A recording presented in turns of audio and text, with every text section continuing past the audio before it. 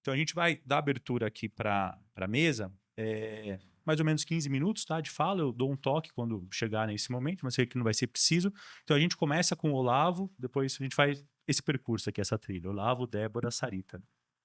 Tudo bem. Obrigado, Alexander.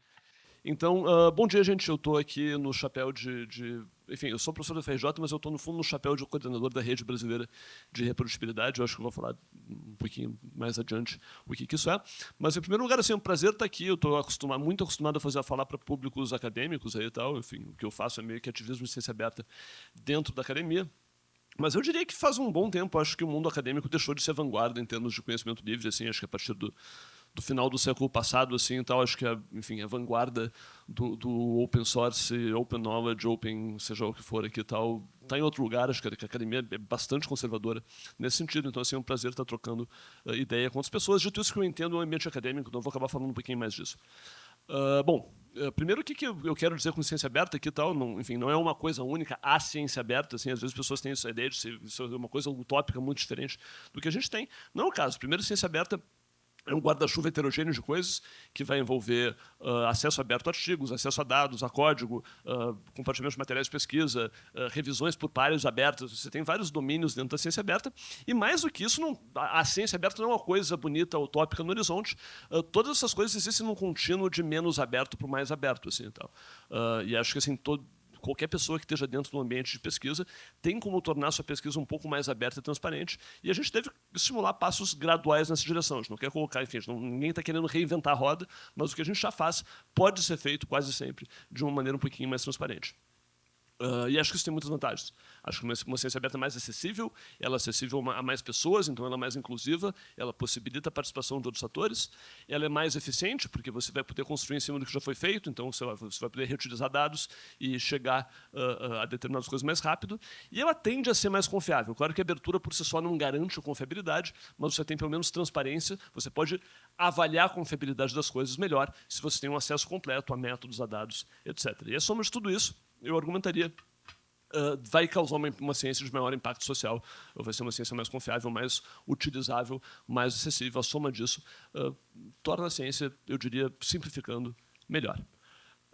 Então, acho que é importante discutir isso. Acho que tem que ter uma ciência mais aberta. Por um lado, isso tem a ver com justiça, com acessibilidade. Se você está fazendo pesquisa com dinheiro público, exatamente o que você produz com isso deveria estar disponível e frequentemente não está. A academia tem um histórico nefasto de pegar pesquisa feita com dinheiro público, com o seu trabalho, dar o copyright de graça para uma editora que depois vende de volta para você. A CAPES hoje paga na ordem de 460 milhões de reais em assinaturas de periódicos, enfim, inclusive para comprar a ciência que a gente mesmo produz. E isso é dado de graça para empresas, grandes conglomerados aí e tal, que adicionam muito pouco ao produto final, assim, e tal. Enfim, infelizmente, essas empresas também entraram no mercado de acesso aberto. Hoje em dia, em vez de pagar para assinar, você paga para publicar. Mas, na prática, a gente está dando valor de graça para alguém fora do Brasil aí, tal, que, enfim, na verdade, agrega muito pouco ao processo. Isso segue acontecendo porque, no fundo, eles vendem prestígio. Quer dizer, os cientistas estão interessados no selo da revista XYZ e a gente segue fazendo isso, mesmo que seja uma coisa completamente sem sentido. Mas também tem a ver com confiabilidade. Então, assim, a gente tem um lado de ciência aberta que a gente tem uma ciência muito menos confiável do que a gente gostaria. A gente tem demonstrações em diversos campos da literatura que você pegar artigos científicos e tentar reproduzir o que está ali dentro, num contexto independente, muito frequentemente você não consegue. E isso tem a ver com questões metodológicas, questões de pouca transparência. Eu vou mostrar só os nossos dados aqui do Brasil aqui e tal. Então, esse é um levantamento que a gente terminou recentemente aí e tal. A Iniciativa Brasileira de Reprodutibilidade foi um consórcio de mais de 60 laboratórios acadêmicos aí no seu auge dentro do Brasil, que buscou replicar experimentos feitos por artigos, enfim, publicados em artigos brasileiros ao longo de 20 anos. A gente selecionou 60 experimentos com métodos simples e mandamos para replicação para 3 laboratórios, enfim, cada um em 3 laboratórios, para ver o quanto que a gente conseguia replicar os resultados. A gente acabou, enfim, com 56 experimentos, 143 replicações, os quais, depois de um processo de validação para ver o que era uma replicação de fato e o que não era, a gente acabou com 97 replicações de 47 experimentos. E as nossas taxas de replicabilidade são isso aqui. Eu não vou entrar no... Enfim, são vários critérios estatísticos ou não estatísticos, não vou entrar no mérito de cada um aqui e tal, mas elas variaram aí entre 15% e 45%, com uma mediana de 26% para as diferentes formas de análise testadas. Quer dizer que a gente não consegue replicar. Não importa o critério que você use, você não consegue replicar mais da metade daquilo que está publicado num artigo brasileiro. Não é um problema só do Brasil, então, assim, sei lá, acho que as taxas lá fora também não são tão diferentes assim e tal, mas na maior parte das áreas da ciência que se testou isso, a gente não consegue reproduzir a maior parte dos achados. E claro que uma parte disso pode ser só, sabe, o achado difícil mesmo aqui e tal, sei lá, dependente de pequenas condições, e não é culpa de ninguém. Mas tem uma parte que é, assim, acho que tem uma parte grande aqui e tal, que é erro, deslize, pouca transparência, são coisas que, na verdade, não se sustentam. Só que é difícil checar isso, porque, de novo, você não tem acesso aos dados originais. Enfim, nesse processo, a gente fez um esforço razoavelmente grande de contatar as centenas de autores aí dos 59 artigos que a gente acabou tentando replicar. A gente escrevia primeiro para o autor correspondente, depois para os dois, para o primeiro e o último, depois para todos os autores que a gente achava o e-mail, e a gente só teve alguma resposta para o e-mail em 44% dos casos, assim, 56% das vezes as pessoas nem respondem. Quem tentou se propor a fornecer algum detalhe de protocolo que a gente pediu, assim, poxa, como é que foi feito isso aqui, para clarificações metodológicas? Foram 31% das pessoas, e às vezes é muito pouco, eu só não sei, mas pelo menos a pessoa abriu o formulário para responder. Mas quem forneceu dados primários, que a gente também pedia, você tem os dados desse experimento, 2 de 59. Assim, então, 3%. E são duas planilhas do Excel meio bagunçadas ali, tá? Mas tipo assim, pô, essa galera se propôs a, de fato, mandar os dados. Onde é que estão os dados dos outros 57 experimentos? Não estão públicos, não são acessíveis mediante de contato com o autor, talvez não existam. Talvez eles estejam no caderno de laboratório, se perdeu há muito tempo atrás. Então, assim, a gente está perdendo os dados da ciência brasileira. Isso não é no Brasil também, assim, sabe? Os números são mais ou menos assim em outros lugares também. E os nossos próprios laboratórios que estavam trabalhando no projeto também não foram tão melhores com dados. Assim. Então, a gente tentou criar formatos mais ou menos standardizados com esses dados, mas a gente fez a bobagem de compartilhar isso em planilhas editáveis, e o que a gente ganhou de volta assim, foi, cara, qualquer coisa. Assim. Então, as pessoas não usaram as planilhas, assim, só agora refira para a planilha X, e aí vem uma coisa aqui cheia de cores e anotações, etc. e tal, e links incompreensíveis de uma coisa e outra. Então, assim, os nossos próprios dados dos laboratórios que trabalham com a gente foram muito difíceis de entender, e assim, com inúmeros problemas de documentação, inconsistências de formas, erros de cálculos, assim, tal, coisas que estão numa aba de um jeito e na outra aba do outro, você não sabe por quê.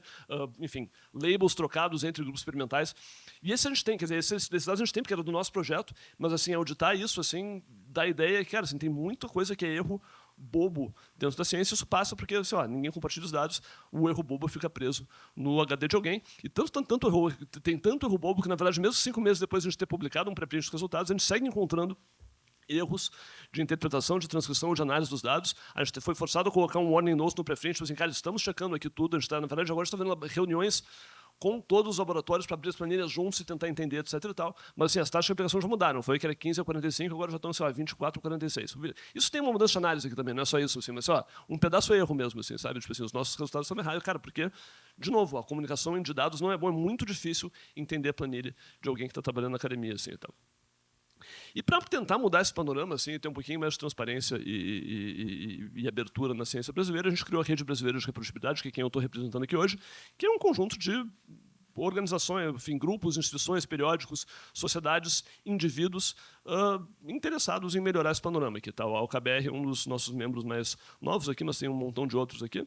E, basicamente, a gente tem financiamento da Serra Pilheira e da Fundação José Luiz Egídio de Setúbal. E, basicamente, a gente reúne pessoas interessadas em promover práticas de pesquisa abertas e reprodutíveis, não necessariamente da academia, ainda que por background, a maior parte de nós estejamos imersos no ambiente acadêmico, mas a gente está aberto para pessoas interessadas nisso fora também. E a gente tem 4 frentes de ação principais, aí, que são formação de comunidade, só colocar as pessoas para conversar, educação e treinamento, então, assim, gerar materiais de referência, fazer curadoria de materiais existentes, enfim, dar treinamentos, cursos, etc. e tal, dentro das nossas pernas, não são infinitas. Meta-ciência, então pesquisa sobre pesquisa, o que eu mostrei agora, assim, vamos olhar artigos brasileiros para ver até que ponto as coisas estão bem compartilhadas, ou estão bem feitas, ou são replicáveis, ou seja o que for. E ativismo, articulação com instituições, com agências de fomento, enfim, com agentes maiores aí dentro da ciência brasileira. E eu vou brevemente tocar no ativismo, porque eu estou sendo pequena mesa aqui e tal, por privilégio. E eu colocaria que uma ciência tão aberta e reprodutível como a gente gostaria de... Não vai acontecer, muito por questão do jeito que os nossos sistemas de incentivo e de avaliação estão estruturados. Quer dizer, a gente não tem uma ciência que enfim, uma academia que de fato recompense as pessoas por compartilharem seus dados, seus materiais, seus produtos de pesquisa. A gente avalia a ciência. Isso não é só no Brasil também, assim, tem aqui CNPq, CAPES, FAPESP, enfim, mas isso é o caso em outros lugares também. A gente avalia a ciência por volume, às vezes, quer dizer, poxa, até que ponto, enfim, quantos artigos você publicou, enfim, podemos entrar no mérito ou no desmérito disso, mas enfim, sei lá, tem uma coisa de número, tem uma coisa de prestígio, impacto, porque você publicou na revista XYZ, ou porque o seu artigo foi muito citado, mas na prática a gente não avalia, enfim, quando a gente está dando grants, bolsas, empregos, a gente praticamente não avalia rigor, confiabilidade, transparência, abertura, que eu diria que são a dimensão central da ciência. Isso fica perdido ali no meio, fica perdido numa suposição implícita de que, poxa, não, na verdade, se o seu artigo saiu publicado na revista X, ele deve ser confiável,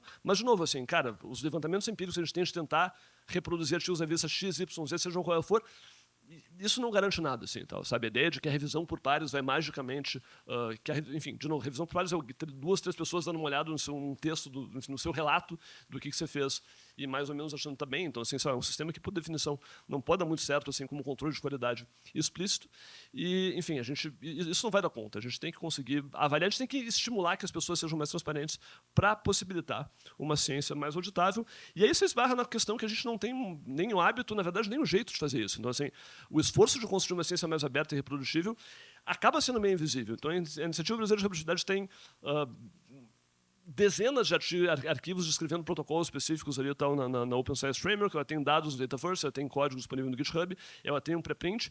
Isso tudo é meio que invisível, assim, então, não tem campo no Lattes para nada disso. Então, já que a Débora está aqui, assim, sei lá, não tem um banco de dados como uma contribuição, aqui está um dataset, não existe. Eu teria que botar em outras produções técnicas. Um preprint não existe. Eu tenho que colocar como, sei lá, outras, enfim. Então, assim, eu tenho que... E acho que isso dá uma mensagem ruim para a comunidade, assim, sabe? Acho que tem contribuições legítimas de preprints, bancos de dados, código de pesquisa, revisões por pares abertos, assim, coisas que a gente deveria estar sinalizando para a comunidade, que são importantes, que acabam invisíveis na avaliação. E não estou dizendo nem precisa dizer como é que a gente vai avaliar, mas assim, só ter um campo no Lattes seria assim, uma coisa que aqueceria meu coração e acho que eu vou colocar como uma demanda pública aqui e tal, porque eu acho que é importante como sinalização. Acho que a gente tem tido alguns avanços em termos de agências a serem celebrados. Aí acho que a CAPES, na sua última avaliação das pós-graduações, no documento geral ali de diretrizes, tem uma pagininha sobre ciência aberta ali, tal. A gente falou com eles, eu tive no CTC ano passado ali, tal. Acho que a coisa de tentar acabar com qualis, que funcionou mais ou menos, porque as comissões diárias são muito inertes e resilientes e estão criando seus próprios quadros alternativos, mas assim, existe uma tentativa de tentar incluir a coisa da ciência aberta, que ainda é muito pouco compreendida pelas comissões de área, mas acho que eu vejo esse movimento. No livro Violeta, ali, que é a síntese da Conferência Nacional de Ciência, Tecnologia e Inovação, também tem um campinho sobre ciência aberta ali, que a gente fez, enfim, a galera do ativismo ali flodou enfim, o sistema da conferência e conseguiu botar isso aqui na agenda. Espero que esteja também na Estratégia Nacional de Ciência e Tecnologia. Eu acho que isso é importante, assim, tá? Para o Brasil permanecer ou almejar a ideia de estar na vanguarda de alguma coisa, eu acho que a gente tem que ter esse reconhecimento por parte do poder público, assim, tal. Mas acho que ainda tem muito caminho a trilhar. Isso aqui eu tive na Unesco aí, tal, há 2 meses atrás ali num evento sobre monitoramento de ciência aberta. Então, talvez você saiba, a Unesco tem uma declaração sobre ciência aberta, tem um conceito sobre isso, etc. e tal, e tem uma iniciativa de mandar para todos os países, 192 países membros, um questionário aqui, um formulário aqui, poxa, olha, diga como é que você está trabalhando para implementar a estratégia de ciência aberta. Então estava lá, pessoal, o representante da China, da Arábia Saudita, da Costa do Marfim, falando sobre isso. Assim, então, eu era o único brasileiro, eu estava lá por acidente. Assim, né?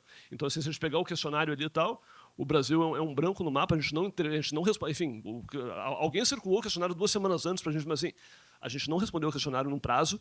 E a América Latina como um todo ali, tal, é a região que menos respondeu esse questionário, o que é uma lástima, porque assim, a gente tem uma comunidade de ciência aberta muito vibrante no Brasil e muito vibrante na América Latina, mas assim, aparentemente a gente ainda não atentou para como é que a gente institucionaliza isso aqui de uma forma de tornar a ciência brasileira mais relevante. Assim, acho que ainda tem muito caminho a trilhar em termos de ter um reconhecimento institucional por parte de governos, não só no Brasil, mas em outros lugares aqui e tal, de que isso é uma coisa importante que a gente tem que nutrir. E quem está cobrando aqui não é o Olavo Pesquisador aqui, tal, que fique bem claro, assim, eu me sinto bastante bem reconhecido, não é por falta de, assim, enfim, se eu estou dizendo, ninguém olha o meu preprint, não é porque eu não tô, quem está cobrando aqui é o Olavo cidadão, assim, tal, sabe? Se você acha que ciência salva vidas e melhora o mundo, assim, tal, ciência ruim ou menos boa do que poderia ser, mata gente e piora o mundo, assim, e tal. E, de novo, acho que a academia é muito conivente com a sua própria ciência, mais ou menos, fechada, pouco transparente, e acho que, assim, já que a gente está num ambiente externo aqui, tal, com gente da academia, com gente do CNPq, acho que a gente tem que cobrar por uma ciência melhor, mais transparente, mais auditável, e que, em última análise, possa ter maior impacto social. Obrigado.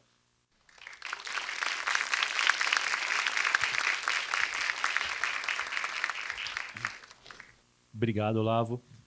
Passar a palavra para a Débora. Ó, Débora, aqui o passador. E aí, no final das 3 exposições, a gente abre para o público, tá? Para vocês fazerem questões, já vão anotando aí. Isso aí. Bom, pessoal, boa tarde. É um prazer estar aqui com vocês. O Olavo já, acho que, colocou aí em perspectiva a importância da ciência aberta. Eu vou jogar um pouquinho de areia no caminhãozinho dele, né? Eu queria só começar dizendo que eu absolutamente não sou contra a ciência aberta, de jeito nenhum.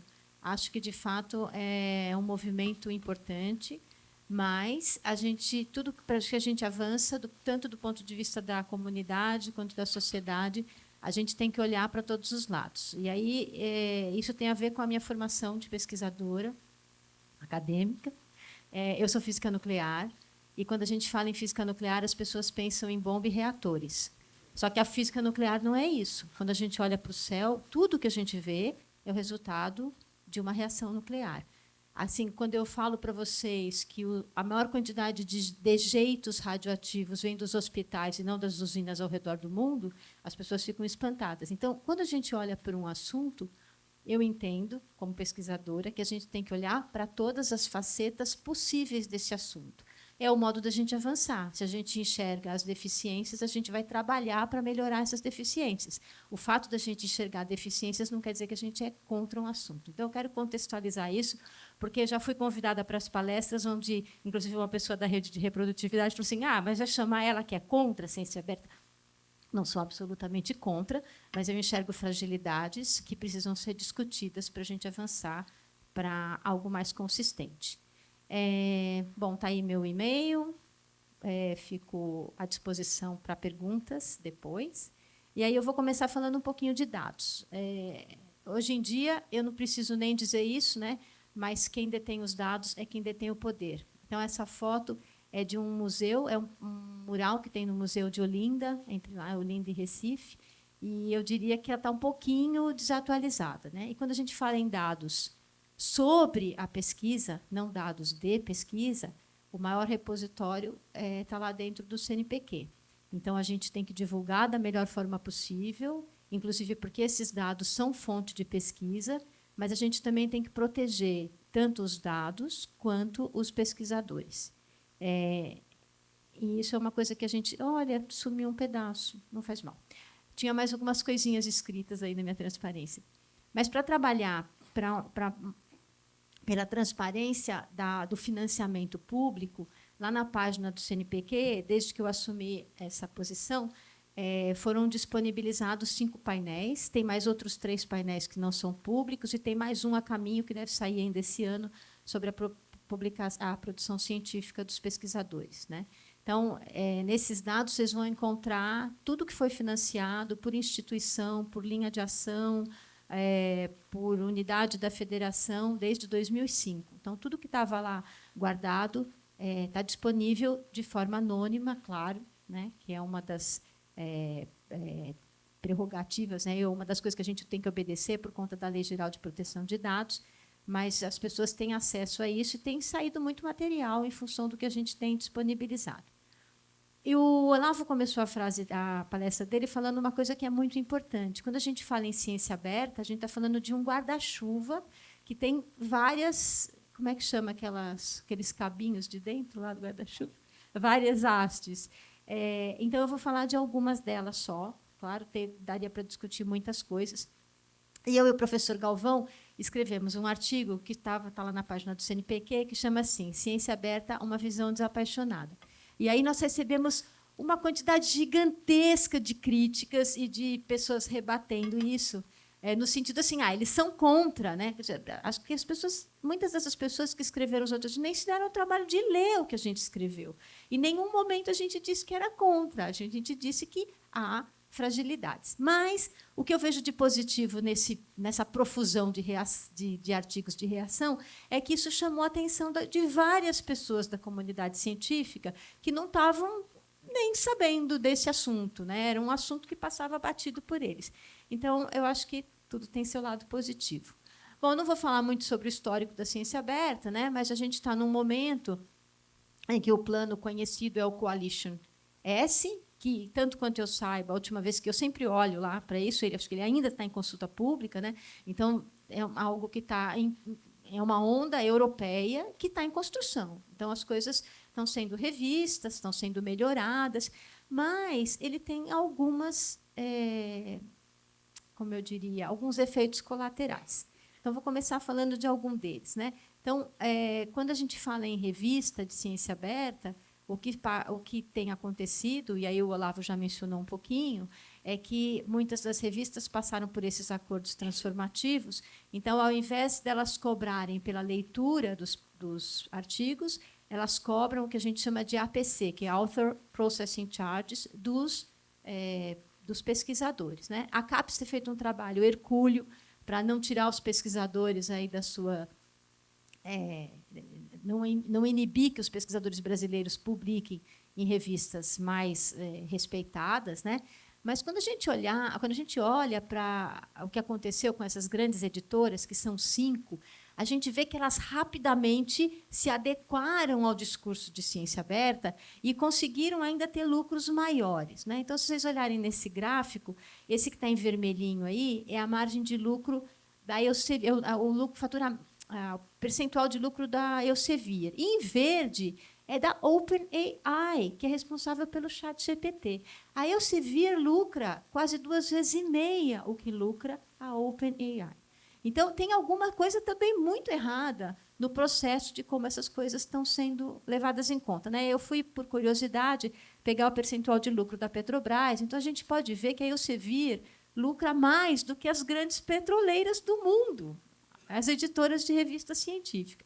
E o que aconteceu, né? Então, primeiro, antes de falar das revistas predatórias, eu peguei aqui um gráfico lá do Coalition S, que fala do preço justo para pagamento das tais APCs. E o Brasil está, não sei se dá para vocês verem, está em vermelhinho ali, nessa banda azul. Está do lado da Itália, da Singapura, porque eles fizeram a conta olhando para o produto interno bruto dos países. Só que o produto interno bruto não tem um rebatimento total no investimento de pesquisa que o país faz. Então, tem coisas que estão sendo levadas a sério, né, nas discussões com a CAPES, por exemplo, e o Brasil tem muito pouca margem de discussão, poder de barganha com essas editoras, que cobram do Brasil para publicar em revistas, às vezes, por APC, às vezes mais do que eles cobram da Alemanha, por exemplo. Então, esse é um efeito colateral que teve como... ou esse é um efeito que teve como efeito colateral uma profusão gigantesca de revistas predatórias.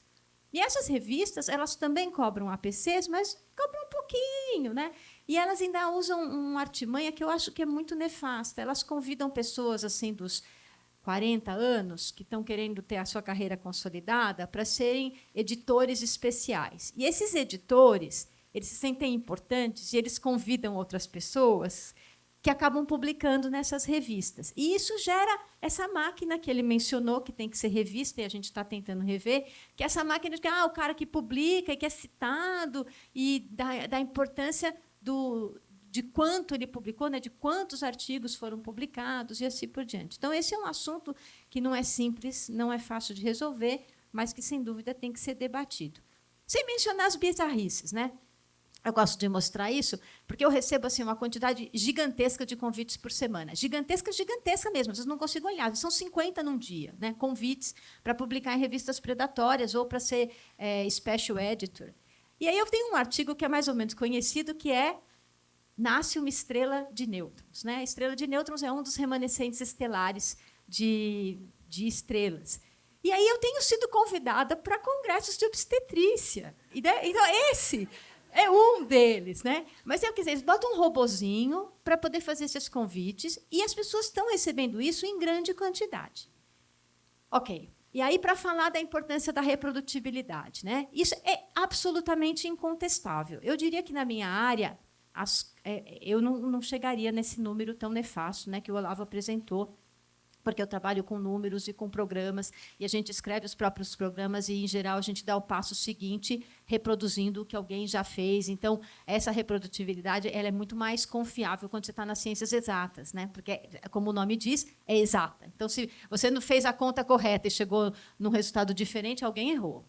Né? Então, e tem esse debate que é forte na literatura. Mas, nas ciências exatas também existem casos. Né? Então, esse aí eu tenho essa foto aí de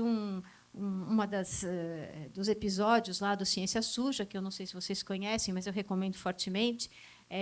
E a gente estava discutindo supercondução de um escândalo, porque teve um pesquisador que disse que conseguia supercondutividade à temperatura ambiente. Isso foi uma fraude gigantesca. Né? E como é que a fraude foi detectada? Porque todo mundo tentou reproduzir o que ele disse que tinha conseguido lá no laboratório. Então, isso faz parte do método científico. A reprodução é uma das etapas do método científico. Né? E aí, na época da pandemia, eu fui convidada pela UFSC para fazer um minicurso para todos os alunos que tinham bolsa de iniciação científica, que está disponível agora lá estava disponível no Moodle da universidade, mas quem tiver curiosidade está disponível num canal que eu coordeno, que chama Mulheres na Ciência.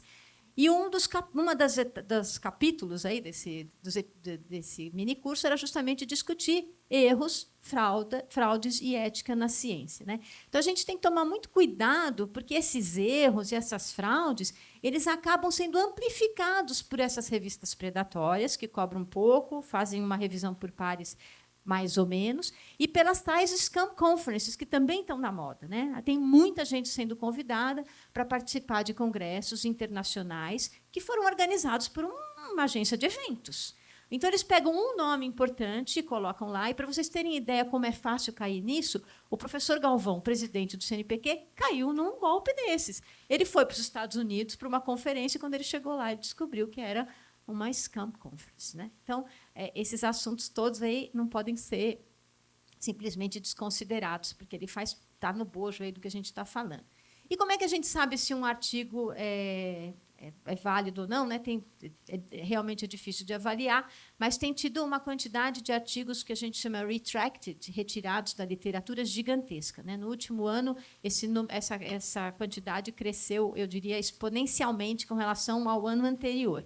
Então, tem dois sites que nos ajudam a olhar se o artigo foi retratado ou não, porque as revistas que não são revistas predatórias, elas carimbam um artigo assim, retracted. Né? Então, o carimbo do Andrew Wakefield, por exemplo, que foi o cara que disse que a tríplice viral estava associada com o autismo, levou 12 anos para ser retirado, porque demoraram 10 anos, pelo menos, para ver que a não reprodutibilidade do trabalho dele tinha sido uma fraude. Mas aconteceu, a ciência chegou lá e falou, não, isso aí não vale, e foi retirado. Imagine, em 12 anos, o efeito catastrófico que isso fez. Né? Criou aí esses grupos antivax, ou pelo menos deu muito gás para esses grupos se proliferarem. Então, existem pelo menos esses dois sites, são sites confiáveis, né? Retraction Watch, e o outro que olha as revistas da literatura, e a gente consegue saber se eles foram retirados ou não, porque essas revistas predatórias não carimbam o artigo ou simplesmente retiram e ele desaparece, o que é muito ruim, né? Que é o que as redes sociais fazem. A gente não quer que a coisa desapareça, a gente quer que fique lá e fique com o dedo apontado de que aquilo foi fraudulento ou que foi um erro, porque erros nas ciências também acontecem. Para terminar, eu queria falar um pouquinho sobre dados, né? E a importância que é a gente ter a clareza de que dados devem ser compartilhados por quem e em qual momento. Então, eu gosto muito desse artigo, que foi escrito por duas pessoas que eu desconheço, mas que eu acho que pega bem no ponto. Então, eles fazem uma comparação entre o que acontece hoje em dia entre os pesquisadores e com o que acontecia no feudalismo. Então, os suzeranos de hoje são as big techs. Os vassalos são as grandes editoras, né? Elsevier, Springer Nature, Wiley, Taylor & Francis e Assage. Então, além da publicação, esses vassalos, né, as grandes editoras, eles coletam fazem análise e arquivamento de dados de pesquisa. Eles têm os próprios buscadores que priorizam os dados das próprias revistas, e depois eles ainda fazem avaliação de mérito dos cientistas, né, que publicaram nas suas próprias revistas, com fator H, com coisas desse tipo. Tem os servos da gleba, que somos nós, os cientistas, e nós, de novo, aí eu, né, como órgão de fomento, que financiam os vassalos. E esses servos da gleba pagam, então, 5 tributos. Né? O primeiro é a talha, que era uma porcentagem da colheita. Hoje são os tais APCs que eu mencionei. Só que piorado. Né? A gente, em geral, esses APCs vêm num acordo que é conhecido como CC BY. Isso é uma coisa que agora, por exemplo, eu participei outro dia com a CAPES de um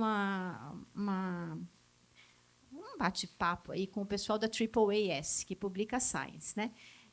Eles estão fazendo pesquisas para entender o que os pesquisadores acham desse CC BY. O CC BY é o seguinte: os autores eles mantêm os direitos autorais. Então, eu publico um artigo numa revista, eu ainda tenho direito autoral. Mas qualquer pessoa pode distribuir, adaptar, misturar o meu artigo com um artigo de outra pessoa e, o pior, vender.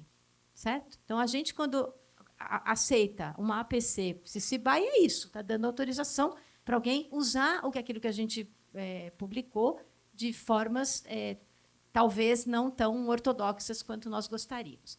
Depois tem a corveia, né, que é o tributo, que era a forma de trabalho, que é a revisão por pares, em geral, que é feita de forma gratuita. As banalidades, que eram um tributo para utilizar as ferramentas. Hoje, a gente o paga para usar os serviços digitais que são plataformizados, né, via Scopus, Mendeley e assim por diante. E tinha lá a mão morta, que é quando um descendente pagava tributo para assumir a função do falecido, que é o tal do ORCID ou ORCID, cada um chama esse do como quer. Então, a gente, inclusive, agora vai importar para o Lattes aquilo que já foi identificado pelo ORCID. No Lattes, ninguém consegue forjar um currículo do zero. Você tem um CPF, que é validado com a Receita Federal, você bota o DOI de um artigo, ele é validado pelo Crossref, e assim por diante. Né? Então, várias etapas de validação. No ORCID, você pode inventar um currículo de cabo a rabo, certo? Ninguém valida nada. Você pode inventar. Já falei quanto tempo? Tá. Quando estou sem óculos, não li quantos minutos. Aí, enfim, depois tem ainda o dízimo, né? Que é quando a comunidade científica paga-se para se deixar avaliar. E aí, de novo, concordo com o que o Olavo falou. CAPES, CNPq, né, os comitês assessores, eles têm que cuidar com essa coisa que é muito quantitativo. Aí, de novo, voltando lá à talha do CC BY, só para mostrar, né, que a própria AAAS, eles estão discutindo de novo esse mecanismo, porque tem acontecido coisas não desejáveis com as publicações legítimas de algumas pessoas. Enfim, como é que as Big Techs se beneficiam desse esquema todo? Né? Tanto os dados pessoais como os conteúdos intelectuais são passados para os vassalos, né, que são as editoras, que, por sua vez, estão ligados aos Big Techs, que são os suzeranos. Por exemplo, a Elsevier usa a infraestrutura da Amazon e da Microsoft. Depois, as Big Techs oferecem, isso é, vendem, a preços não triviais, os serviços às instituições de pesquisa. Muita gente sabe o que aconteceu na época da pandemia. Né? O Google deu o Google Meet para todo mundo e, depois de uma hora para outra, todas as aulas desapareceram. Ou você retira a sua aula, ou, so sorry, perdeu. E ainda tem essa história do pesquisador, né, se sentir a necessidade de ascender em ranking de prestígio, e tem tido uma escalada no uso de IA, que tem gerado uma quantidade enorme, não só de artigos falsos, ou não falsos, mas retratados por causa de problemas sérios, né, na sua publicação, quanto para revisão de pares. E aí eu queria falar um pouquinho do GitHub. Né? Por muitos anos, eu trabalho com códigos numéricos. Então, por muitos anos, eu incentivei os meus alunos a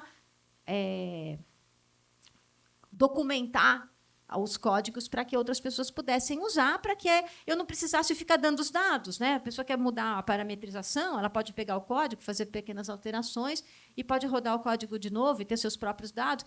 Mas a GitHub pertence à Microsoft. E hoje o que a gente sabe é que, quando a gente coloca lá um código no GitHub, se a gente ainda tem ideia de tirar dados com aquele código, a gente tem que tomar muito cuidado, porque ele deixa de ser nosso e ele passa a ser usado.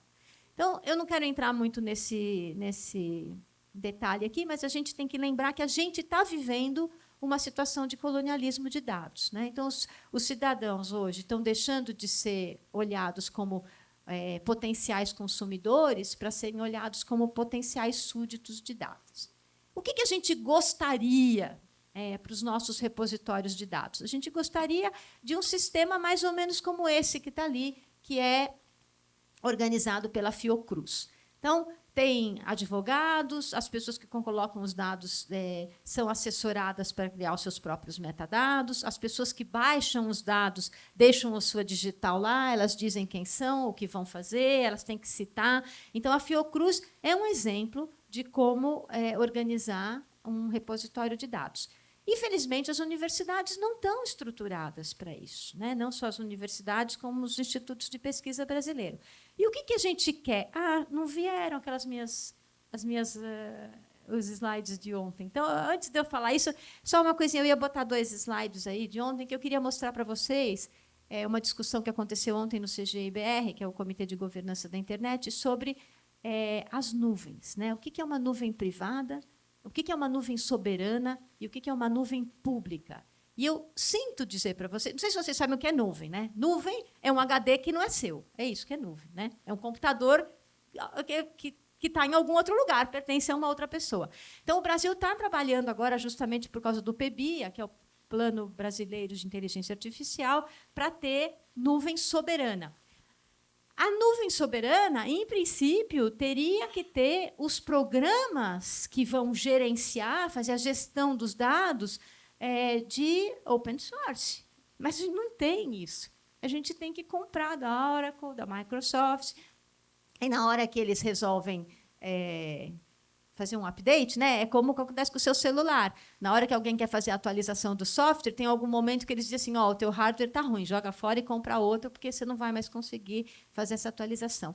Então, quando a gente está falando de dados, de disponibilização de dados, de repositórios, onde é que eles vão, a gente tem que ter isso tudo em mente e pensar em pequenas soluções para cada uma dessas coisas. Tá? Então, só para concluir, já falei mais do que eu devia, qual seria o quadro ideal? Que nós tivéssemos nuvens nacionais, com softwares livres, que, nesse momento, inexistem para a gente administrar isso tudo, para os dados da pesquisa brasileira, muitas vezes, inclusive, durante o momento em que os dados estão sendo tirados, porque, em muitas áreas, as pessoas não têm clareza se esses dados vão gerar patente ou vão gerar um fármaco novo. Às vezes, isso vem com o andar da carruagem, né? Nós precisaríamos de escritórios adequados para auxiliar os pesquisadores com a disponibilização desses dados, e aí eu vejo que o IBICT teria um papel super relevante, e isso teria que ser estruturado nas instituições. A gente precisaria que, nos acordos que a CAPES tem feito com as grandes editoras, que esses APCs fossem ilimitados, porque, se eles forem limitados, eles vão para quem? Quem vai publicar? O pesquisador de maior prestígio ou o aluno de doutorado? Então, é um assunto que é muito complicado.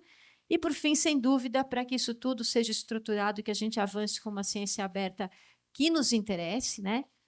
A gente precisaria de muito mais recursos do que aqueles que têm vindo para a ciência brasileira. Obrigada.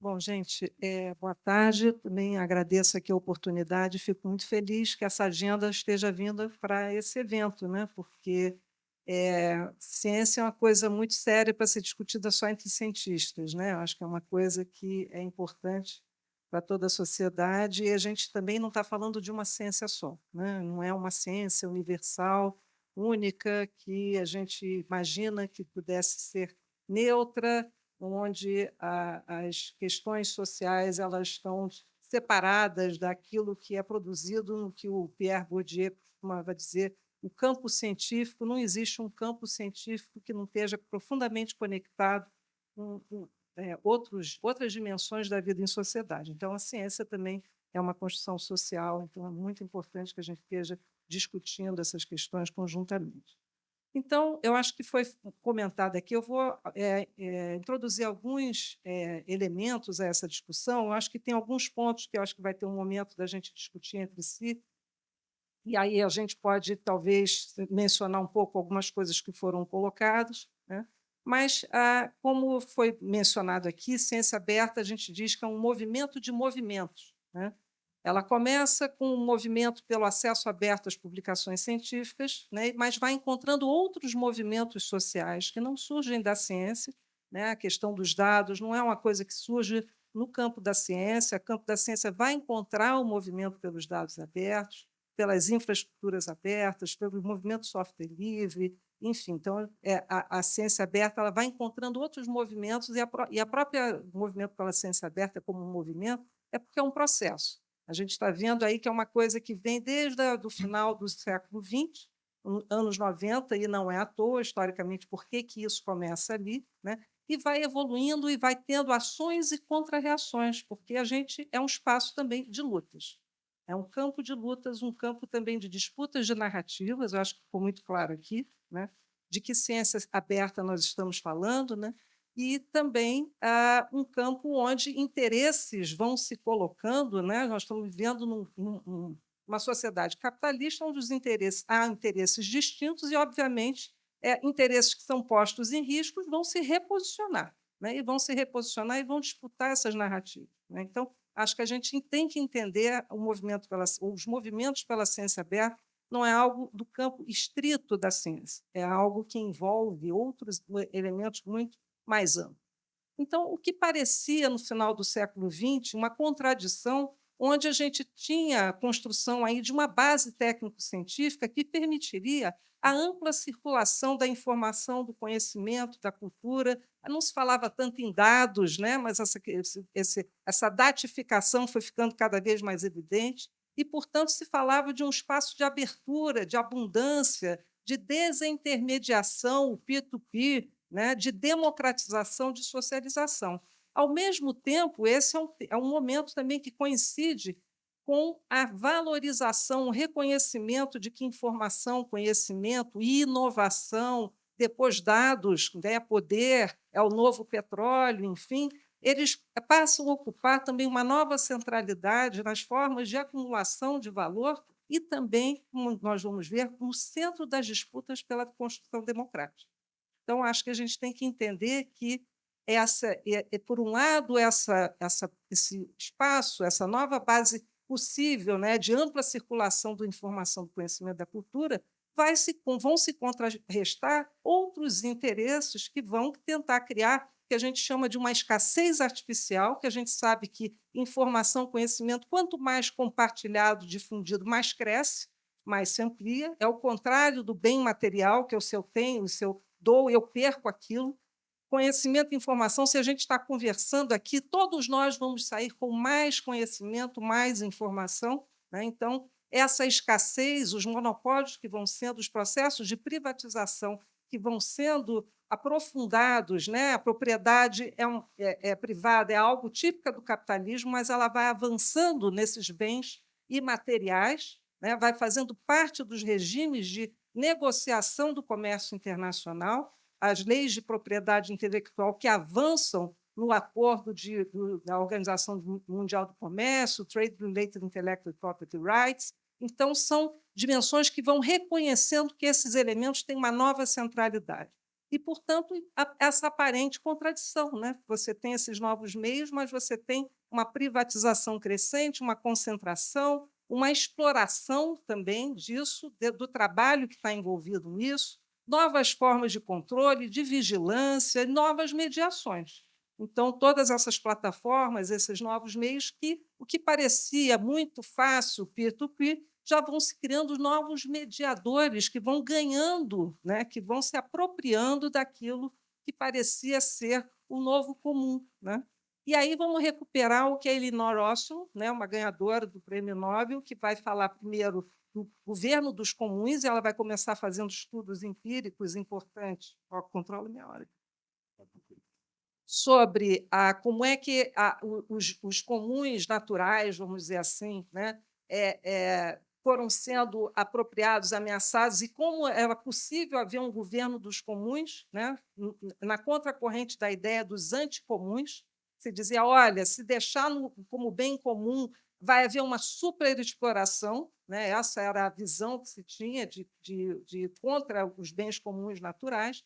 Ela vai dizer, então, que, olha, tem um novo campo dos comuns, que são os comuns do conhecimento, né? E ela vai dizer que não há uma característica intrínseca ao que se pode chamar de um comum. Um comum é aquilo, na visão dela, que está sujeito a risco de apropriação pelo que ela vai chamar dos free riders, dos caroneiros, daqueles que, no momento em que observam que existe toda essa escassez, essa abundância, vão tentar se apropriar de maneira oportunística disso que está circulando amplamente. Então, ela vai dizer que o comum é aquilo que está sob o risco de uma apropriação indevida. E, portanto, eu acho que essas lutas que tem em torno da abertura do conhecimento, da informação, da cultura, no sentido de tentar se apropriar, né, esses grandes interesses que vão dessas editoras comerciais, grandes big publishers, né, as grandes editoras comerciais, fazem parte exatamente desse contexto, né?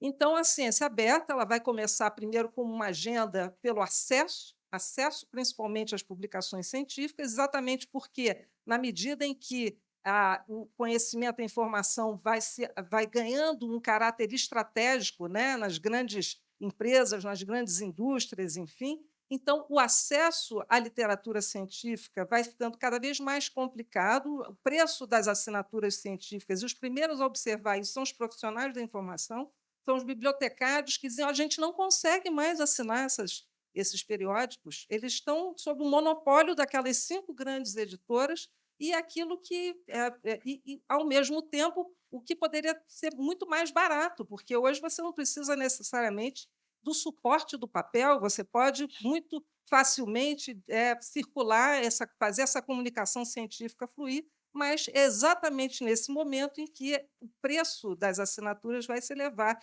e isso causa um grande movimento daqueles, olha, a gente que faz esse sistema funcionar, porque nós somos quem damos os pareceres, nós que publicamos com dinheiro da sociedade e, ao mesmo tempo, perdemos aí os direitos autorais e somos, então, obrigados a comprar daquilo que a gente mesmo produz. Então, começa por uma questão do acesso aberto e vai se expandindo para outros aspectos. E, olha, não se trata apenas de você ter acesso ao periódico científico, eu preciso saber também dos dados que não só resultaram da pesquisa, mas também originaram essa pesquisa, né? É preciso também outras métricas de avaliação, né? É preciso também pensar nas ferramentas, o software, o movimento pelo hardware aberto e o que eu vou entrar mais, que é o tema que a gente vem trabalhando mais detidamente recentemente, o tema da ciência cidadã.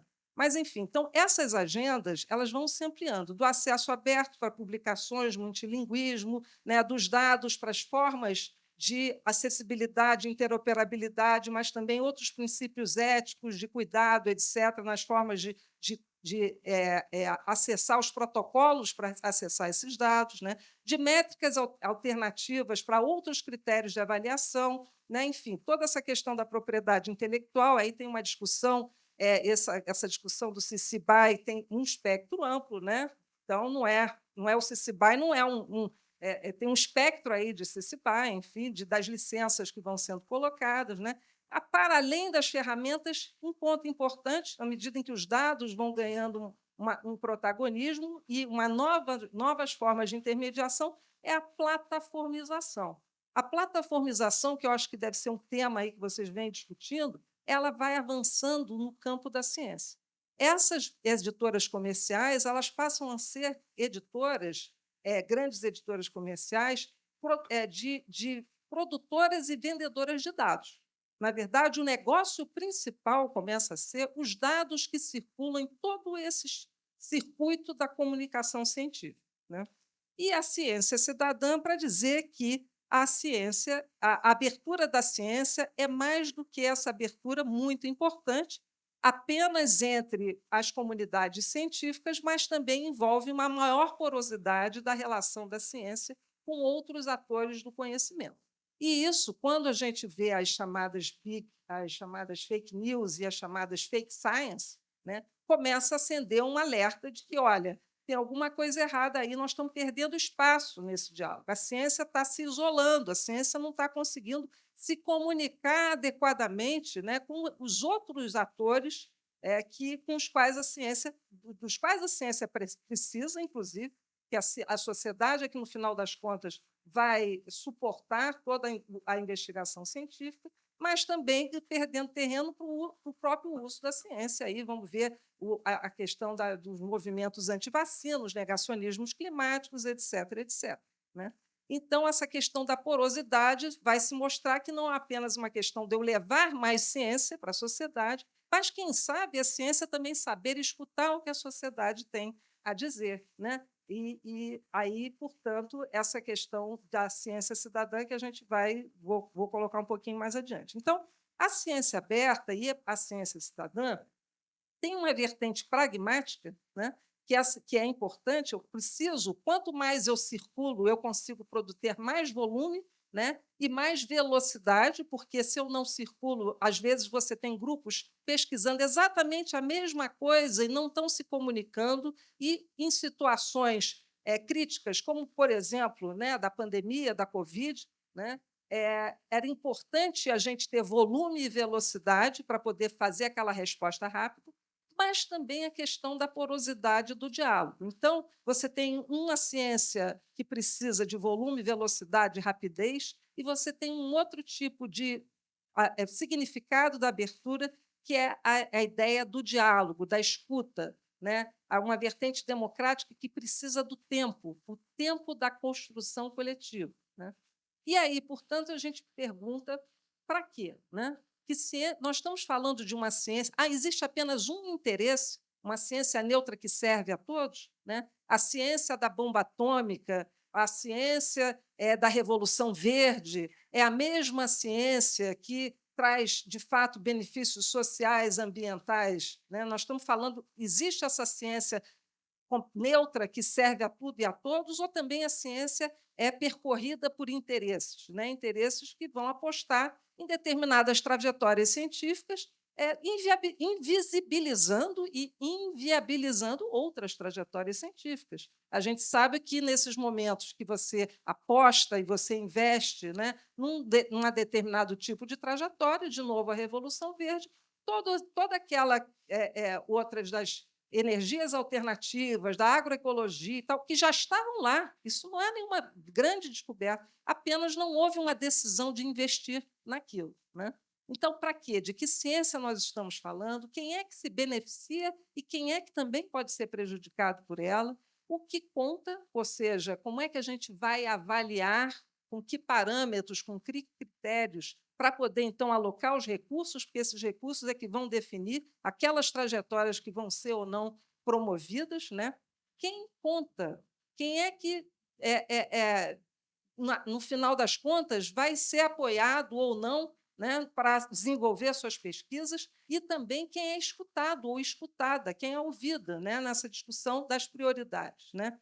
E aí eu acho que a grande discussão aqui também é em que condições, né? Abrir, Elinor Ostrom, abrir sem as condições necessárias para você proteger o comum é um risco. Mas, por outro lado, será que isso significa não abrir, né?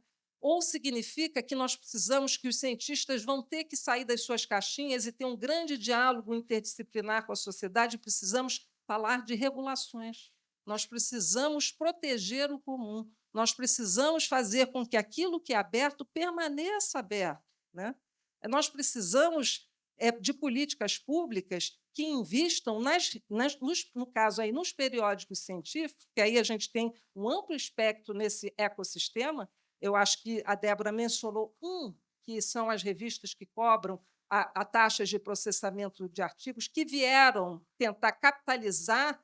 E tem uma coisa boa aí, né? Porque já não podia mais se negar a importância do acesso aberto, da ciência aberta. Mas, claro, como é que a gente ganha com isso? Mas tem todo um outro espectro de revistas que não são predatórias, que têm uma grande qualidade e que a América Latina foi pioneira e continua sendo pioneira em investir, que têm umas excelentes qualidades e que precisam urgentemente serem reconhecidas e serem apoiadas. Então, nesse espectro, que antes você tinha uma via verde, uma via dourada, enfim, não vamos entrar muito nisso, mas essa via dourada era a via que era das publicações abertas, hoje já se cria um outro nome, dizendo que essa via dourada, a disputa de narrativas a contaminou. Agora a gente quer se cobrar para a gente publicar em acesso aberto. Então, dizer, olha, nós não somos isso, então surge a via diamante.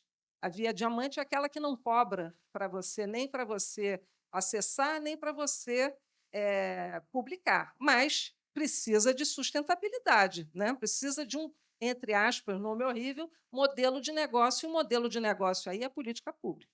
Né? E é muito, talvez, melhor a gente pensar em investir nessa infraestrutura do que pagar muitos recursos para a taxa de processamento de artigos para essas grandes revistas, que não necessariamente são qualidade, significam que está tendo uma qualidade maior.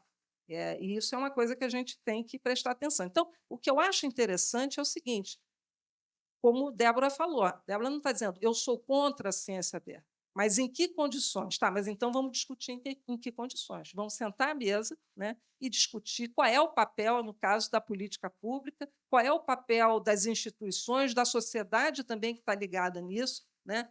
Qual é o papel também daqueles que vão nos ajudar a pensar nas regulações necessárias. Estamos falando de regulação da internet. Pois é, nós precisamos também regular, né, como é que se faz essa disponibilização de dados, né? Abrir tanto quanto possível, fechar tanto quanto necessário. A gente tem aí a Lei Geral de Proteção de Dados Pessoais, que diz, olha, tem coisas que têm que ser protegidas. Né? Então, a gente não está falando, tem situações, né? A gente tem trabalhado muito com as comunidades ancestrais, eu não quero abrir determinadas coisas. Então, não significa que você... Aí não são só direitos individuais, vamos prestar atenção nisso. Também estamos falando de direitos coletivos. Né?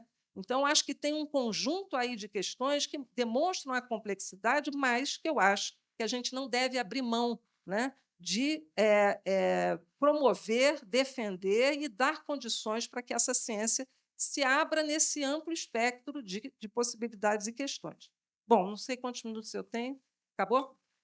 Bom, eu ia falar da ciência cidadã, que é o tema que eu venho trabalhando mais, porque justamente ela dá aquele passo, né, na relação de uma discussão da ciência aberta para além do campo estrito da ciência. Né? Então, tem toda uma questão que esse termo cidadão não é à toa, porque hoje esse tema da possibilidade, né, de toda uma discussão que hoje, né, com a crise ambiental planetária, se mostra que algumas trajetórias científicas estão precisando ser revistas e dialogar com um amplo espectro de atores e espaços de produção de conhecimento. Então, a gente tem investido bastante nessa discussão da ciência cidadã. Infelizmente, não vai dar tempo agora, mas, quem sabe, aí no debate a gente avança um pouco mais.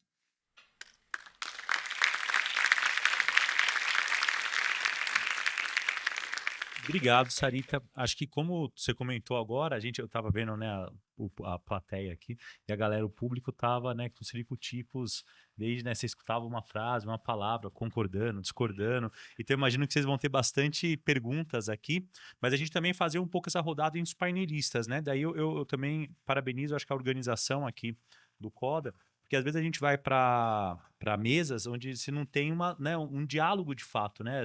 São só concordâncias. Aqui a gente tem um campo e uma trilha de poder ter um debate de fato, né? Então, acho que a gente pode fazer essa primeira, como a Sarita comentou, né? Cada ponto do que vocês colocaram, se quer ter um diálogo aqui entre os painelistas, né? Ter uma troca entre vocês, e a gente abre para o público também depois para eles poderem fazer as questões que eles, né, queiram. Então, podemos seguir a mesma ordem ou não. Tá. Não sei, pode ser. Bom, obrigado, gente, foi ótimo. E acho que a gente tem que ver, assim, é legal ter o painel discordando, acho que a gente pode investir nas concordâncias também, assim, então, acho que a gente vai tirar... Acho que a gente concorda em muita coisa, na verdade, assim, sabe? Acho que todo mundo aqui concorda que sei lá, taxas de publicação são um rip-off, assim, entre que a gente... E os cientistas também concordam, assim, sabe? Então, assim, acho que eu posso dizer de experiência própria, assim, todo cientista se sente roubado ao pagar $1.000, $2.000, $3.000 para publicar na revista X, assim, então... As pessoas só fazem isso porque elas têm uma percepção muito clara de que elas estão sendo avaliadas por causa disso, assim, então. Então, assim, o fulcro da questão não é o acordo, não sei, cara, é a avaliação científica, assim, e tal. E a avaliação científica, de novo, acho que está no domínio do CNPq, da CAPES, assim, e tal. dizer explicitamente assim, que a gente não quer que você publique na Nature por $10 mil, a gente prefere que você publique numa revista, enfim. A gente vai avaliar o que você fez, o que você escreveu, etc e tal, não importa onde esteja publicado. Isso é um texto, isso é uma mensagem, isso custa zero, assim, né?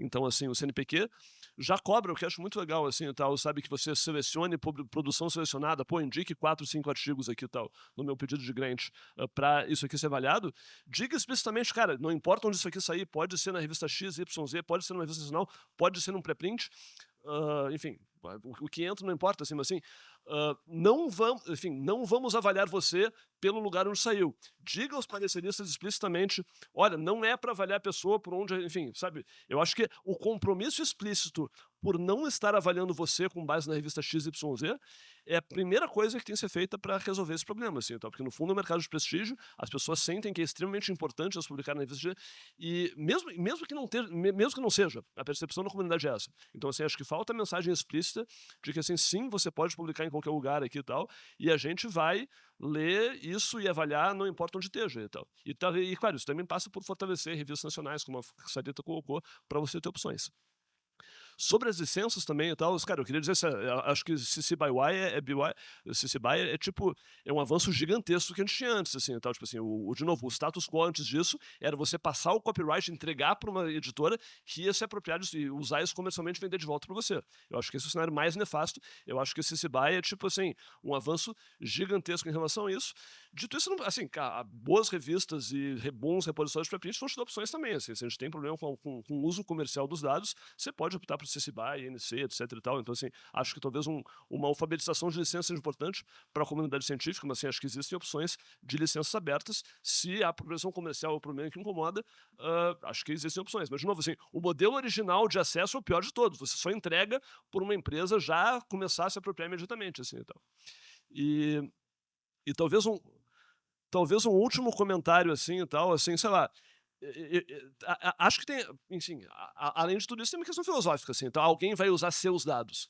Seus dados já me parece que começa do ponto errado, assim, tal, sabe? Você está fazendo pesquisa com dinheiro público, eventualmente com sujeitos humanos, com vidas animais, os dados são seus? Não sei. De novo, assim, qual é o melhor jeito de disponibilizar isso para a comunidade? Eu acho que é uma questão de disputa, mas se a gente partir de seus dados, eu acho que a gente já está partindo do ponto errado, porque eu acho que assim, os dados não são do pesquisador e não deveriam ser, assim, então isso para mim é um ponto filosófico de base de onde eu tiro aí o resto do meu ativismo.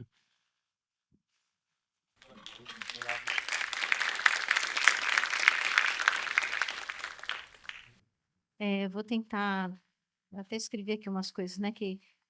Primeira coisa que o Olavo falou lá no começo da fala dele é a história do archive, né? Da gente colocar um campo para preprints no Lattes, né? Essa demanda já foi oficializada, inclusive acho que pela rede de reprodutibilidade, a gente tem lá um comitê de governança interno de dados, eu levei isso para o comitê e a gente vai montar um grupo de trabalho.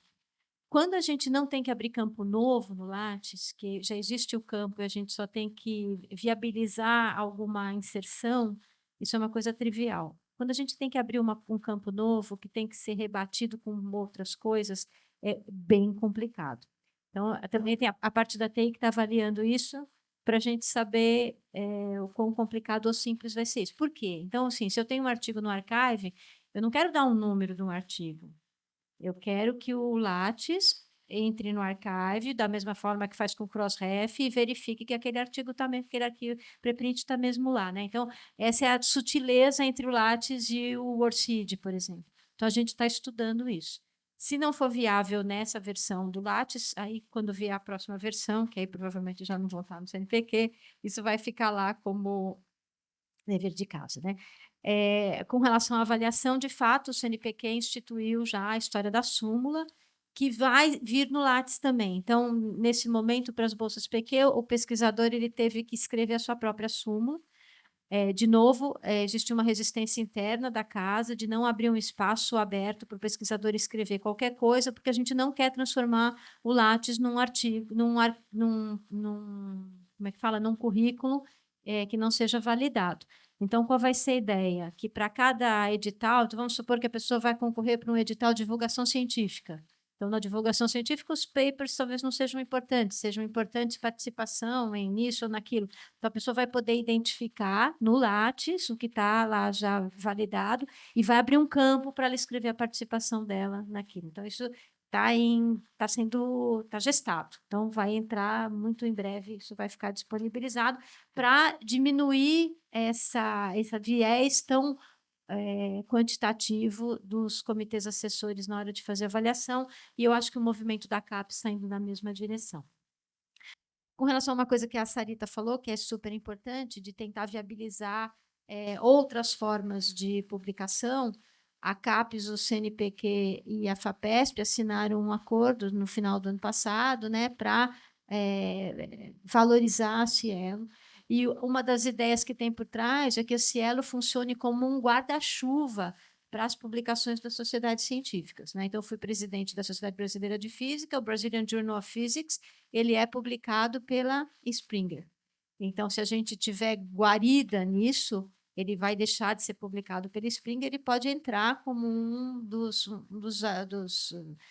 periódicos dentro do guarda-chuva da Cielo. Eu acho que esse é o movimento que devia ser, de fato, fortalecido, porque isso vai dar gás para os pesquisadores brasileiros publicarem de forma mais econômica, de todas as formas, porque o cara não tira o dinheiro do bolso dele para pagar uma APC. Esse dinheiro ou vem da CAPES ou vem de um projeto. Então, é que a gente deu dinheiro para um guarda-chuva grande que facilite a vida do pesquisador e da visibilidade. As coisas que estão sendo feitas não só no Brasil, né, porque a Cielo é um guarda-chuva também para a América Latina. O CICIBY, eu concordo que é um avanço. Eu questionei e coloquei aquilo do CICIBY, porque é essa a opção que é dada pelas grandes editoras nas negociações com a CAPES. Não vem outra opção, sabe? Então, de fato, também tem que ter uma pressão externa, e aí não sei como, para que as pessoas entendam quais são as possibilidades de negociação, para que tenha apoio, para que, eu não sei, para que quem faz essas negociações é a Andréia Vieira da CAPES, que é uma pessoa super competente. Eu acho que ela vai no limite das coisas, mas a gente não tem poder de manobra no Brasil, não tem bala na agulha para negociar com essas grandes editoras. Então, e eu não sei se os pesquisadores têm clareza do que significam esses modelos aí de acordo, né? Então, de fato, é outra coisa, é outra das histórias que tem que chegar no pesquisador e assuntos que têm que ser discutidos sempre que possível. Só para finalizar, eu já falei um monte, né? Mas também em função de uma coisa que a Sarita falou e que aconteceu comigo aqui por causa desse evento. A gente tem que tomar muito cuidado quando a gente fala de dados em geral. Os dados da pesquisa são só alguns dos dados. Então, num contexto social mais amplo, a gente sabe que tem gente vendendo íris por aí, né? Eu faço parte do Comitê de Governança da Internet, onde a gente passou grande parte do dia discutindo etarismo, né? Então, como identificar a idade das crianças para que elas não tenham acesso às redes sociais. Então, a lei já fala em 13 anos, mas um estudo interno do CGI mostrou que 80% das crianças de 8 a 9 anos que responderam, né, que chegaram lá na enquete, têm as suas próprias mídias sociais. Então, como evitar isso, como lidar com isso e como identificar a idade dessas crianças para ter certeza de que elas não vão poder acessar. Isso passa pelo reconhecimento facial, que não pode ir pela internet. O reconhecimento facial da entrada do seu prédio tem que ficar num computador sem vínculo com a internet. E eu estava nessa reunião e chegou um check-in desse evento para eu fazer o meu reconhecimento facial pela internet. Eu não fiz, né? Eu não fiz. Gente, olha o que está acontecendo. As pessoas, a coisa vai sendo normalizada de um jeito que é mais fácil. Como é mais fácil, mas são meus dados. E eu tive que fazer aqui na entrada para poder passar. Agora, que garantia eu tenho de que o servidor aqui da entrada não está ligado na internet? Eu ponho as minhas duas mãos no fogo que está, certo?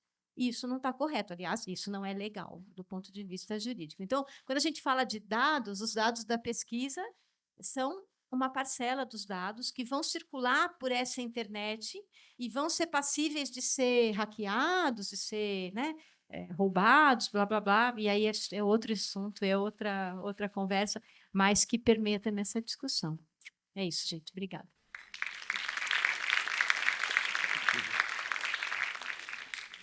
Eu acho que pegando por esse final, quer dizer, a questão é que vão circular de qualquer maneira. Então, o que eu acho que a gente tem é que criar os mecanismos para regular essas coisas. Esse é que é o ponto, né? Eu acho que a gente diz, não vamos abrir porque isso vai nos deixar vulnerável. Primeiro, porque se a gente não abrir, alguém vai arrombar. E aí vamos criar as condições para que isso seja feito da melhor maneira possível. E aí vai ter que gastar tempo, vai ter que gastar dinheiro, a gente vai ter que enfrentar toda essa diversidade de questões. Então, não sei se vocês sabem o que são os INCTs, né? Um programa do Ministério da Ciência e Tecnologia, onde a CAPES também entra, que são grandes redes de pesquisa em temas transversais considerados estratégicos, que são apoiados durante 5 anos, né? Então, eu coordeno um INCT de Ciência Cidadã e nós estamos com um pós-doc da CAPES, com bolsa da CAPES, que é uma pessoa que vem da área do direito, que já vem trabalhando com ciência aberta já há um tempo, começou agora a enfrentar essas agendas no campo da ciência cidadã, porque tem suas especificidades, e a gente está mapeando, né, todas as regulações que incidem sobre os dados que são produzidos nesses projetos de ciência cidadã, e, claro, que envolvem também a Vanessa Jorge, que a Débora mencionou, foi minha aluna de mestrado e doutorado. Ganhou, inclusive, o prêmio CAPES. E ela gosta de dizer que não são dados de pesquisa, são dados para pesquisa, porque, na verdade, essa delimitação, né, do que é, você pode mobilizar todo tipo de dado para fazer a sua pesquisa, né? Então, você tem os dados que são insumos, depois tem, claro, os dados que são produtos, mas os dados que são insumos da sua pesquisa também são cruciais, porque, de algum modo, você também está fazendo uso de algum tipo de dado que não se originou da sua investigação. Você sempre vai partir de alguma coisa. Mas, enfim, então, eu acho que tem 2 aspectos aí importantes quando a gente fala em que condições, né? Primeiro, eu acho que são esses protocolos e essas salvaguardas no sentido de proteger principalmente aqueles que estão nessas relações, estão em maior situação de vulnerabilidade. E essa situação de vulnerabilidade depende muito, quando a gente fala de pesquisadores do chamado Norte Global e do Sul Global, para fazer uma coisa bem esquemática, tá? Aqueles que recebem mais recursos para pegar esses dados e rapidamente poder utilizá-los, poder usar todo um conjunto de infraestruturas, né, para rodar esses dados e transformar em vários tipos de resultados, e aqueles que estão numa situação como a nossa, por exemplo, onde muitas vezes a origem dos dados está aqui, mas a gente não tem todas as condições para rapidamente transformar aqueles dados em resultados de pesquisa que possam, por exemplo, virem a ser publicados. Então, nós estamos numa situação de vulnerabilidade desse ponto de vista. Assim como quando a gente vai para uma comunidade, para uma situação qualquer, em onde a gente vai fazer pesquisa, né, usando dados de outros, aí a situação de vulnerabilidade já se inverte. Porque existe também uma coisa chamada extrativismo acadêmico, que a gente tem os nossos dados extraídos, mas a gente também, como pesquisador, se a gente não tem os protocolos e as salvaguardas necessárias, nós também somos extratores de dados. A gente vai lá, faz uso, publica, faz as nossas publicações e não dá nenhum tipo de retorno, né? Não protege, de algum modo, os interesses daqueles com os quais a gente lidou nas nossas pesquisas. Então, tem toda essa discussão dos protocolos de salvaguardas que são muito importantes, que vão desde protocolos de pesquisa muito básicos, aí tem toda essa discussão dos comitês de éticas, enfim, até a legislação, como é toda essa legislação que agora está sendo discutida aí, da inteligência artificial, dos dados não só, como eu disse, individuais, mas também coletivos.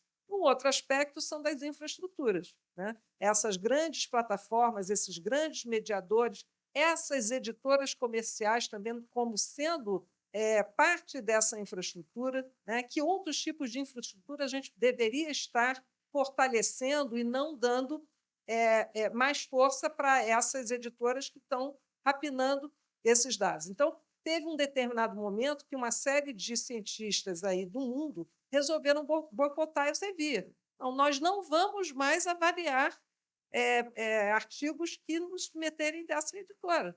Quer dizer, será que a gente não tem um poder de barganha, de algum modo? Será que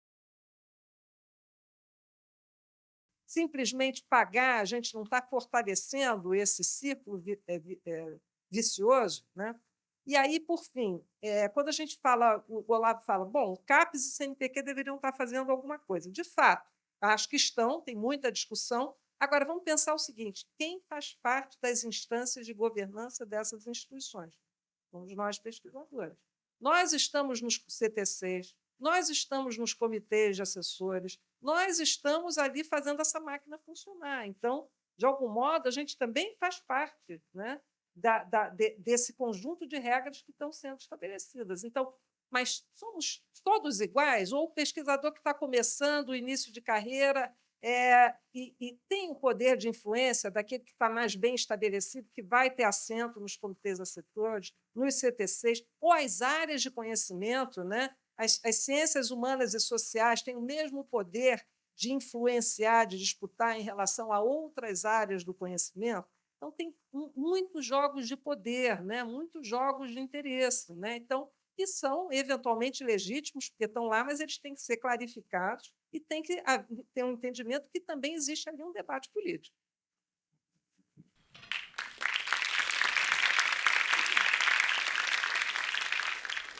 Obrigado. Vamos abrir um pouco, então, para... Vai ter que ser rápido as perguntas, né? Pedir para vocês serem sucintos, porque a gente já está quase estourando o tempo aqui, a Thaís ainda tem alguns recadinhos. Mas eu acho que cabe umas 3 questões, pelo menos, e aí, para quem, obviamente, não vai contemplar todo mundo, mas se tem os e-mails dos nossos painelistas, podem conversar com eles daqui a pouco, né? Então, já levantaram a mão aqui. 1, 2... Vocês puderem vir aqui se apresentar e fazer a pergunta? Ah, vocês levam? Ótimo. Olá, eu sou o Bruno Morassutti, eu faço parte do Conselho de Transparência Pública do Governo Federal, vinculado à Controladoria Geral da União. A minha pergunta é para a representante do CNPq, em particular com relação à necessidade de se abrir a base de dados do Lattes. Hoje, a Lei Geral de Proteção de Dados, ela fala que os dados, quando forem tornados manifestamente públicos pelo titular, esses dados eles não exigem o consentimento para tratamento e disponibilização.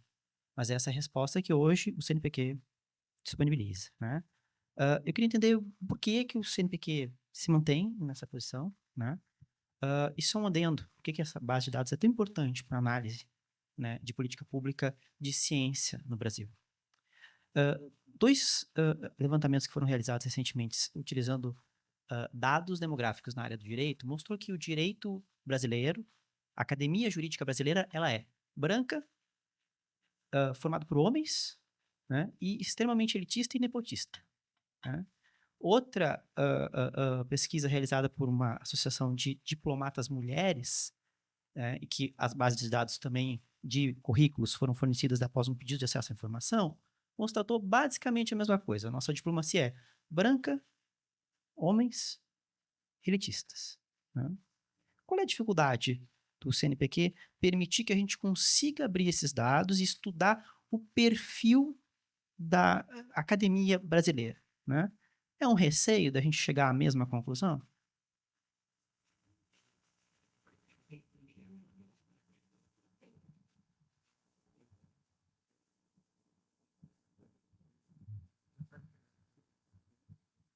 Tá, já posso fazer então? Ok. Boa tarde, sou Augusto Concone, trabalho hoje para o Google e, enfim, também trabalho como jornalista de dados nas principais redações do país. E a minha principal pergunta é tentar trazer um pouco para o jornalismo. Como que a gente consegue, do nosso lado aqui, promover mais essa parte da ciência aberta, ou até mesmo usando ali a expressão da ciência cidadã, o fato da gente publicar os dados, publicar metodologias no GitHub ou no próprio veículo já é um fator relevante nesse caso?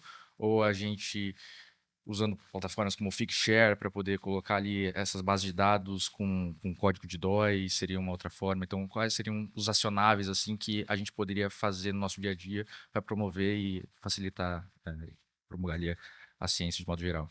Obrigado. Meu nome é Pedro Terres, eu sou da Wikimedia Brasil, e eu, vou fazer o papel que o Alex não pode fazer, né, de falar das licenças, e acho que um pouco do que vocês falaram de pensar esse letramento das licenças CC BY não só para os cientistas, mas para os jornalistas também, né? Que é uma dificuldade que a gente tem muito, inclusive com a assessoria de imprensa, para pensar, às vezes, ilustrações de pessoas, de coisas na Wikipédia, é uma coisa muito difícil, porque a gente usa a licença CC BY como padrão, né? Então, isso é uma questão. Mas a minha pergunta realmente é para a Sarita, porque a palavra extensão, né, que é um dos tripés do nosso ensino universitário brasileiro, não apareceu. E aí eu queria perguntar para ti, como é que tu enxerga o papel da extensão na ciência cidadã e nesse contato com a sociedade, que acho que tem muito a ver com o espírito do CODA aqui. Então, essa era a pergunta, até para te dar a oportunidade de falar um pouco de ciência cidadã. Vou começar respondendo para o Bruno. Assim, o nosso entendimento do CNPq é de que nós somos só um repositório dos currículos de terceiros. Então, nós não somos donos dos currículos. Então, quando a pessoa coloca, inclusive, por conta da LGPD, nós somos instados pelos órgãos de controle a colocar uns cadeadinhos lá no currículo Lattes. Então, as pessoas hoje, quando elas preenchem o currículo, elas podem fechar todos aqueles dados, e se elas fecharem todos aqueles dados não vão ser públicos na visualização dos currículos. E, para minha surpresa, tem muitas pessoas que fecharam dados, né? Por exemplo, uma coisa que eu descobri, quando se fala de adoção, eu não tinha a menor ideia de que esse assunto fosse tão sensível, mas é. Aparentemente, as pessoas não querem dizer que são pais de crianças adotadas, porque isso gera bullying em diversas instâncias. Então, às vezes a gente olha para o dado da forma assim, é um dado. Não, aquilo tem uma pessoa por trás daquele dado e a vontade dela deve ser resguardada. Existe uma salvaguarda de uma lei brasileira, que é a Lei Geral de Proteção de Dados. Então, os dados são públicos, o Lattes está lá, as instituições de pesquisa têm acesso ao extrator Lattes, então elas podem solicitar via extrator todos os dados, ou os dados que estão de cadeadinho vermelho, de todas as pessoas daquelas instituições, porque, por exemplo, quando a minha universidade, a UFSC, usa o extrator Lattes, ela já é dona, ela já tem todos os dados sensíveis, ela já tem o CPF, ela tem o nome, ela tem uma quantidade de informações que o CNPq não está passando para ela, ou está passando de forma redundante, porque ela já tem. Então, a gente segue esse princípio. Com relação a dados de pesquisa, ou dados para a pesquisa, né? A gente, como é que tem um termo para isso? Os dados estão, qual é o nome? Enfim, enquanto a pessoa encaminhou um projeto e o projeto está em avaliação, aquele projeto ele não é divulgado de forma alguma, né? Tem uma lei que dá essa salvaguarda. Depois que ele foi avaliado, tem tido muita solicitação, inclusive dos órgãos de controle, para que o CNPq divulgue o teor das pesquisas, palavras-chave. A gente não tem feito isso. Esses dados, agora esqueci o termo, né, mas eles estão classificados. Eles estão classificados e a lei nos permite classificá-los por 5 anos. Por também decisão dos próprios pesquisadores. É claro que se o pesquisador, alguém for escrever para o pesquisador, você me dá informação completa sobre o projeto, ele pode dar, mas o CNPq não pode fazer isso, porque a gente está violando o direito autoral de um projeto que alguém encaminhou para o CNPq e que, na maioria das vezes, nem sequer está sendo financiado, então nem cabe nesse assunto de ter sido financiado com dinheiro público, porque o projeto passou por lá, ele foi avaliado, mas não tem dinheiro. Então, esses dados a gente também, essas informações a gente também não disponibiliza. Eu queria só pegar uma carona, eu sei que você pediu para a Sarita, Pedro, mas eu fui pró-reitora de pesquisa e extensão por 4 anos da UFSC, né? E eu enxergo a extensão assim como algo muito rico e que nem sempre é vista na universidade dessa forma. Então, eu lembro que eu participava na época do FORPROP, que era o Fórum de Pró-Reitores de Pesquisa e Pós-Graduação, e participava do FORPROEX, que era o Fórum de Pró-Reitores de Extensão. E eu dizia no FORPROEX, gente, a hora que a CAPES começar a pontuar no Sucupira os projetos de extensão, a extensão vai passar, vai para um outro patamar. E todo mundo concordava. Eu falava isso no Fórum de Pesquisa, de pró-reitores de pesquisa e pós-graduação, as pessoas assim, mas o Sucupira já tem tanta coisa para avaliar. Então, percebe, de fato, é um espaço que tem que ser conquistado e ele é fundamental, porque a extensão, quando a gente fala de divulgação, de ter contato com os jornalistas, né, de como não adianta só a gente fazer ciência, a gente tem que convencer que aquela ciência é uma ciência bem feita, e eu assino embaixo desse discurso. Mas, enfim, eu acho que esse é um trabalho que tem que ser melhorado, sabe? Tem que chegar mais lá nos ouvidos do pesquisador, porque ele ainda tem um caminho aí para ser galgado. A extensão na universidade não é vista em pé de igualdade com a pesquisa. E quando eu deixei de ser pró-reitora, a UFSC separou de novo, e eu dava assim, as bolsas tinham o mesmo valor, mesmo tempo, e a nova pró-reitoria de extensão voltou tudo para trás, enfim, é o que temos.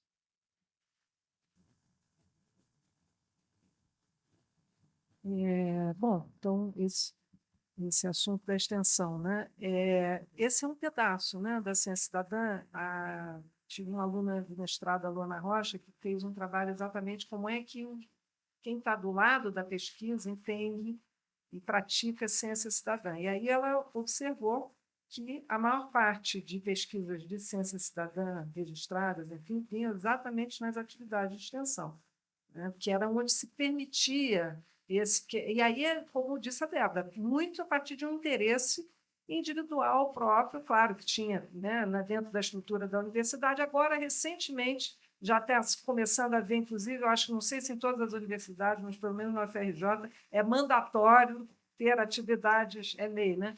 É mandatório ter atividade de extensão, enfim, então essa coisa começa a ser um pouco. A CAPES não pontua, mas tem lá esse elemento de inserção social, né? Já começa a ser pontuada essa ideia da inserção, mas não quantitativamente, você vai lá preenche de uma maneira. Agora, então, na universidade, nas instituições de pesquisa, né, formalizadas de ensino e pesquisa, no caso, é na extensão que a gente verifica mais projetos e iniciativas de ciência cidadã. Agora, a gente tem outras. A ciência cidadã ela não necessariamente parte de uma pesquisa científica trazendo não cientistas para a pesquisa. Isso é uma coisa que a gente vem se batendo. Esse é um termo bastante polissêmico, tem muitas interpretações. Então, uma das vertentes é você ter apoio de não cientistas para coletar dados, por exemplo. Então, um grande crowdsourcing da ciência. Alguns falam que é trabalho gratuito,